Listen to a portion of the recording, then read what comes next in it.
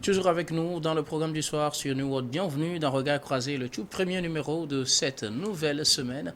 Encore 4 sujets à aborder avec nos invités. Nous parlerons d'abord de la Côte d'Ivoire. La blogueur signe la charte des réseaux sociaux. Après la Côte d'Ivoire, nous irons au Ghana, appui de l'UE pour lutter contre les incursions terroristes. Direction le Kenya pour notre troisième sujet. Les Maasai exigent des réparations pour les spoliations de l'Empire britannique. Puis nous reviendrons au Togo pour terminer notre quatrième sujet. Donc, grâce présidentielle pour 956 détenus. Et pour en parler ce soir, deux invités sur ce plateau. Avec moi, Arnaud Ihougan, vous êtes analyste politique. Bonsoir Arnaud et merci de nous avoir rejoints sur ce plateau. Bonsoir, docteur Guillaume. Bonsoir donc à tous les téléspectateurs, téléspectatrices, excusez-moi. Une pensée à tous les orphelins et orphelines du monde entier. Merci. Merci beaucoup à vous, Arnaud Ihougan. Aujourd'hui, notre deuxième invité, Gabin Adjaro. Vous êtes juriste et analyste politique. Bonsoir, Gabin, et bienvenue. Bonsoir Guillaume, bonsoir Arnaud. C'est notre première fois de se retrouver sur ce plateau. Bonsoir à toutes les téléspectatrices et à tous les téléspectateurs. J'en profite pour avoir une certaine pensée à l'endroit de tous ceux-là qui sont à l'hôpital actuellement, que la main de Dieu les guérisse. Et aussi profiter au même moment pour parler d'un problème épineux qui pilule sur la toile actuellement. À chaque moment, tu vois des jeunes filles décapant la peau avec des produits, et elles ont même des instituts dans lesquels elles vendent des produits, des produits de beauté, et qui vendent même des pilules qui permettent de se décaper. Je pense que le gouvernement doit plancher réellement sur ce problème, parce qu'il y en a des gens qui s'en sortent avec des peaux brûlées. Ça ne fait pas bien. Et on salue aussi tous ceux-là qui nous suivent tout le temps sur YouTube et nous reconstruisent avec des commentaires. Merci beaucoup donc à vous qui allez sûrement laisser vos commentaires sous cette émission. Veuillez bien le faire, mais toujours dans le respect des positions des uns et des autres. Nous allons donc attaquer notre premier sujet, direction la Côte d'Ivoire. Les blogueurs signent la charte des réseaux sociaux. Une trentaine de blogueurs ivoiriens ont apposé leur signature ce week-end sur la charte des réseaux sociaux en Côte d'Ivoire. Cette initiative est soutenue par la haute autorité de la communication audiovisuelle qui cherche à encadrer les leaders d'opinion, les blogueurs, les influenceurs dans le pays. Il y a un an, l'adoption d'une loi régissant toute communication numérique émanant des personnes comptant plus de 25 000 abonnés avait suscité doute et inquiétude parmi la communauté des blogueurs ivoiriens. Et la charte donc des réseaux sociaux en Côte d'Ivoire vise à instaurer une régulation des contenus illicites et des plateformes numériques et s'adresse donc à tous les acteurs du web. Pour le moment, une trentaine d'entre eux ont signé, disons 35, ont signé cette charte-là qui recadre un peu l'exercice de cette fonction, de cette nouvelle fonction née avec le développement des technologies de l'information et de la communication. La Côte d'Ivoire, en tout cas, avait une voilà depuis 2017 qui a été revue en 2022, qui punit normalement les excès, les fausses informations et tout cela. Donc la charte vient d'être signée par les blogueurs en Côte d'Ivoire. Je commence par vous, Gabin Adjaro. Ah oui, je pense que c'est une bonne chose, puisque la loi existait depuis 2017. Mais bon, c'est maintenant que la HACA a bien vu de pouvoir mettre ça en application. Vous savez, le monde est en train d'évoluer. Aujourd'hui, les outils de communication, les canaux de communication, c'est aussi les réseaux sociaux. Et une information peut... Aujourd'hui même, les gens en sont beaucoup plus sur les réseaux sociaux que de lire la presse journaux, papier. Ouais. Donc, vraiment, c'est un secteur à protéger, surtout à encadrer. Je pense qu'aujourd'hui... les Ivoiriens ont compris. Moi, tout ce que j'ai regretté dans cette histoire est que ceux-là qui sont les plus suivis même sur les réseaux sociaux n'ont pas été véritablement associés. Moi, j'aurais voulu, puisqu'il y a une question de représentativité à chaque moment, j'aurais voulu que ceux-là qui sont les plus populaires sur les réseaux sociaux s'associent à cela, signent et puis haranguent les autres qui pourront venir. Maintenant, il y a certains qui font des contenus beaucoup plus attrayants, des contenus politiques et autres. c'est eux qu'ils ont associé. Quand tu prends Fall, par exemple, il fait de la blog politique et tout. Mais bon, beaucoup de personnes ne le connaissent pas parce que il a... C'est un sujet politique. Oui, voilà, beaucoup de personnes ne s'y intéressent pas. Alors que les informations, le blog ne concerne pas que la politique. Il y a aussi des faits sociaux, il y a aussi beaucoup de choses qui se font dans le blog. Beaucoup de personnes créent des contenus, surtout avec les histoires d'influenceuses actuellement. C'est très difficile de pouvoir maîtriser ce secteur. Et pour arriver à le maîtriser, il faut associer ceux-là, et que ce soit les influenceurs ou bien les influenceuses, il faut les associer pour que, à leur tour, ils puissent sensibiliser au mieux les autres. Sinon, c'est une bonne initiative.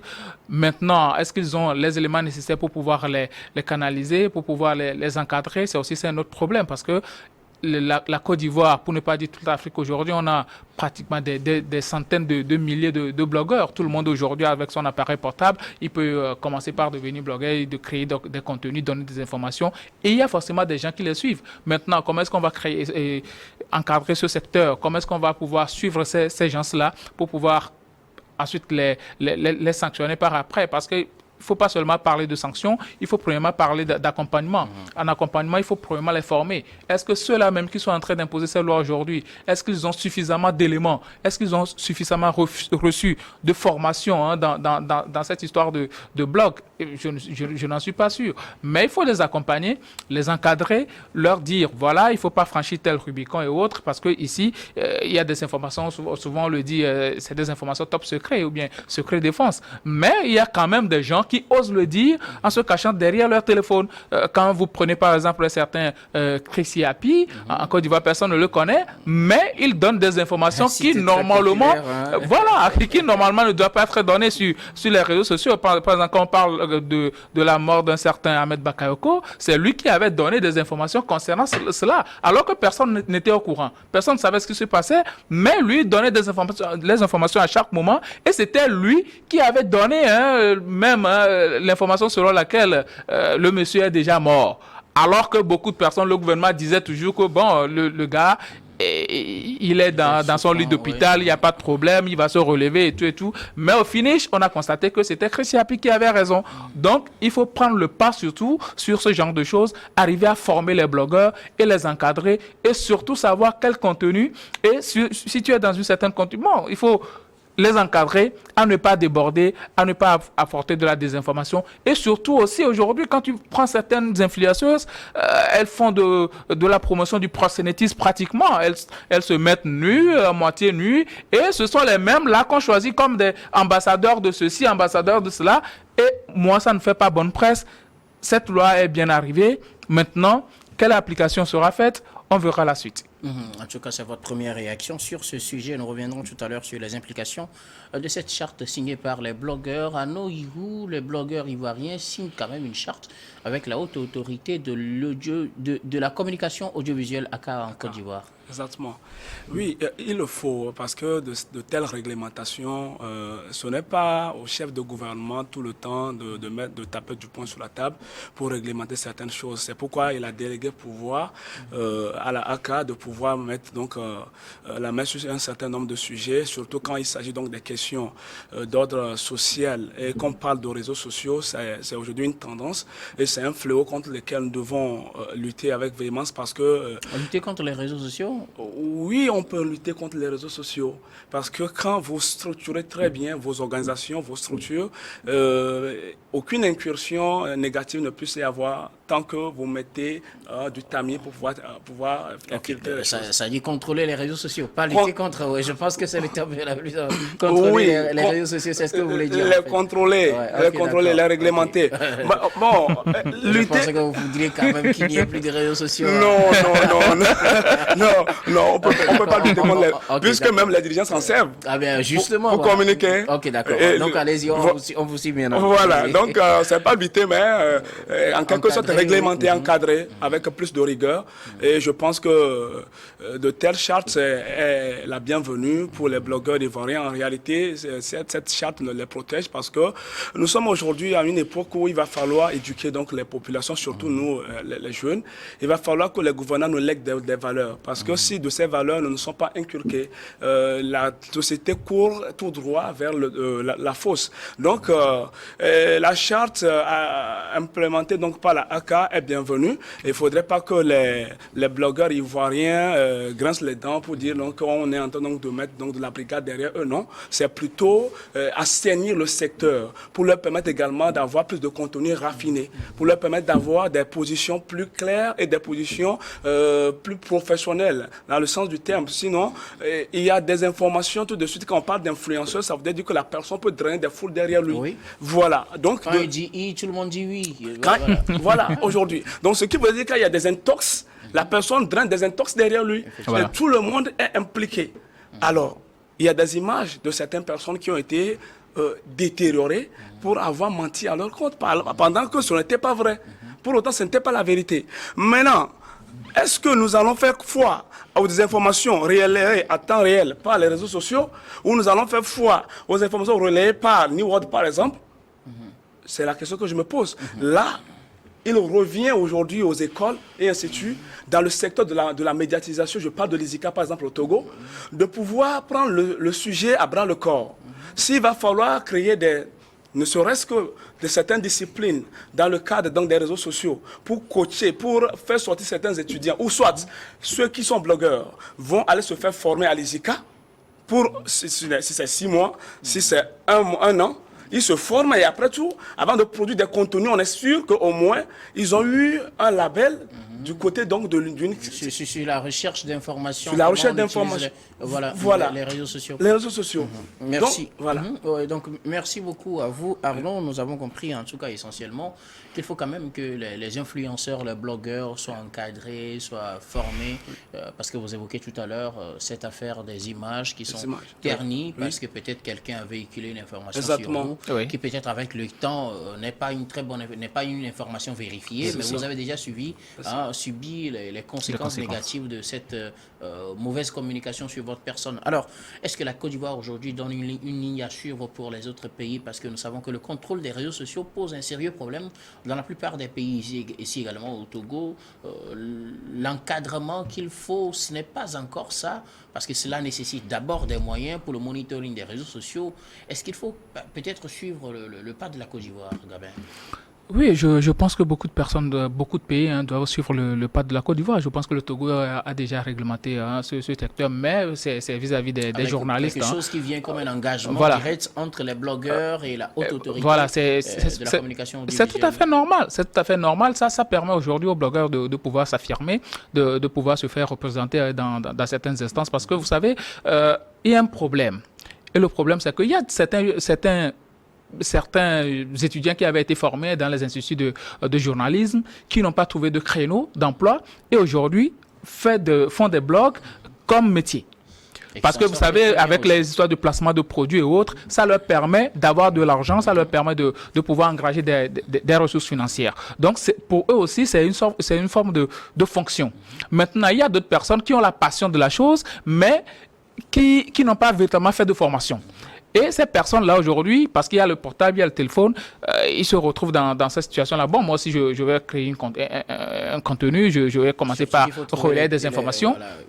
Les trucs qui plaisent aux gens, vous les dites. Et puis c'est tout. Il suffit que tu poses quelque chose, tu as 1000 likes, tu as 3000 likes, tu te dis, alors là, je suis bien suivi et je suis influenceur. Et ça déteint carrément sur la population. La plupart des jeunes aujourd'hui, quand ils se lèvent, la première des choses à faire, peut-être nous en notre temps, c'est de lire. Si tu n'as rien à faire le soir, tu lis les livres, tu vas à la bibliothèque, tu lis. Mais aujourd'hui, il n'y a plus ça. C'est le téléphone, c'est la tablette. Tout ce que tu as, c'est d'aller sur les réseaux sociaux, voir TikTok et autres. Or, il faut voir ce qui pilule là-dessus. Donc, véritablement, c'est un secteur à protéger et surtout à bien encadrer. Je pense qu'entre-temps, il y a eu Makosso, un pasteur ivoirien là, qui a créé une ligue pour protéger le droit des influenceurs. Ça veut dire que c'est un secteur porteur, en fait. C'est un secteur porteur, mais comment est-ce qu'on arrive à protéger cela? Et il faut le dire aussi, il y a certains politiciens qui utilisent ces blogueurs-là pour faire dénigrer les autres, pour faire passer des informations et surtout pour faire un peu du mal à l'adversaire politique. Donc c'est un secteur qu'il faut véritablement protéger et surtout aider les jeunes à faire comprendre que ce qu'ils sont en train de faire, ce n'est pas du n'importe quoi, ce n'est pas que pour de l'argent, mais aussi pour l'éducation. Parce que quand vous voulez exercer un métier de blog, surtout pour parler des faits sociaux, la politique et autres, c'est que vous êtes déjà dans la fonction de formation et surtout vous devez veiller à véhiculer les meilleures et les bonnes informations. En tout cas, vous êtes dans la fonction de formation. Hein. Oui. Et puisqu'il y a des gens qui vous suivent, Arnaud, que faut-il faire pour encadrer aujourd'hui le secteur des réseaux sociaux dans les autres pays? Faut-il suivre le pas de la Côte d'Ivoire? Faut-il trouver d'autres stratégies pour que les informations qu'on retrouve sur ces réseaux sociaux, données par ces influenceurs, soient des informations nécessaires pour les populations? Ou faut-il les laisser aller comme ils le vont? Non, mais on peut pas laisser le laisser aller, c'est légaliser donc le mal. Il va falloir donc qu'on tape du poing sur la table en pouvoir donc réorganiser donc le secteur. Réorganiser le secteur, c'est appeler justement donc ces influenceurs là qui ont de la haute popularité et les coacher. En Côte d'Ivoire, le seuil est fixé à 25 000 abonnés. 26 000 abonnés. Je pense abonnés. Voilà, je pense que c'est déjà trop. Parce que déjà, quand tu atteins donc, le plafond, même déjà la part de 5 000, déjà, on suppose que tu es influenceur. Normalement, 1000 déjà, quand tu arrives à engager 1000 jeunes autour de toi, c'est beaucoup de choses. 1000 jeunes entraînent 1000 jeunes derrière. Voilà, c'est ce à quoi nous devons penser. Donc, en réalité, alors, je pense même que cette limite-là, c'est à éviter. Parce que vous savez, si on veut éviter le relais des fausses informations, ben, il suffit que moi je publie quelque chose, peut-être moi personne ne me connaît sur les réseaux sociaux, je publie quelque chose et puis 2-3 personnes voient ça. Même un blogueur, la plupart du temps, les informations ne viennent pas à eux comme ça. Ouais. Ils vont recueillir les informations ailleurs. Et peut-être quelque chose que quelqu'un a écrit quelque part, simplement comme ça, qui n'a recueilli aucun like, vous voyez que ce blogueur-là va relayer cela s'il n'a aucune formation. Et le danger, ça se propage un peu partout. Oui, c'est ça. Donc, il va falloir aujourd'hui qu'on puisse former systématiquement tout le monde. Il va falloir que tout le monde qui allume sa petite caméra depuis sa chambre et qui veut faire des contenus vidéo et informer et éduquer, il va falloir aujourd'hui que, je reviens dans le cas, dans notre contexte, il va falloir que la HAC s'en saisisse du dossier pour instruire, ne serait-ce que les leaders d'opinion, ne serait-ce que eux pour le moment, les coacher. Et dans ces formations-là, impliquer les journalistes. Et les journalistes vont se servir de relayer l'information. Maintenant, pour nous qui sommes à la maison, pour nous, parents et autres qui sommes à la maison, dès lors que l'information est sortie, il nous revient aussi de relayer l'information dans notre maison à nos enfants, que voilà, nous ne devons pas relayer n'importe quelle information pour dénigrer. C'est tel influenceur qui l'a partagé. Non, on ne doit pas systématiquement, tout de suite, prendre l'information à l'état brut et pouvoir accuser. Il faudrait que l'information soit traitée. Il va falloir qu'on puisse moduler donc l'information à notre niveau d'abord, s'assurer si ce qui est sorti, donc le contenu qui est sorti est réel, avant de pouvoir l'envoyer à quelqu'un. Je parle alors de nous qui sommes à la maison. Avant, quand tu reçois un message chez toi, tout de suite, même si ça vient de ton fils, il ne faudrait pas que tu relèves systématiquement le message à quelqu'un d'autre. Il faut d'abord la vérifier. Il faut la vérification. La véracité de l'information. La véracité. Et ça revient maintenant à la HAC de pouvoir déblayer le chemin, donner la feuille de route nécessaire, possible qu'il faut, pour que vous et nous, en tout cas les journalistes, pour pouvoir faire ce travail-là de relais d'informations, en tout cas dans les meilleures conditions donc, du thème qu'on puisse le dire. Merci beaucoup à vous. Nous allons marquer la première pause, puis on vous retrouve juste après pour la suite de cette émission.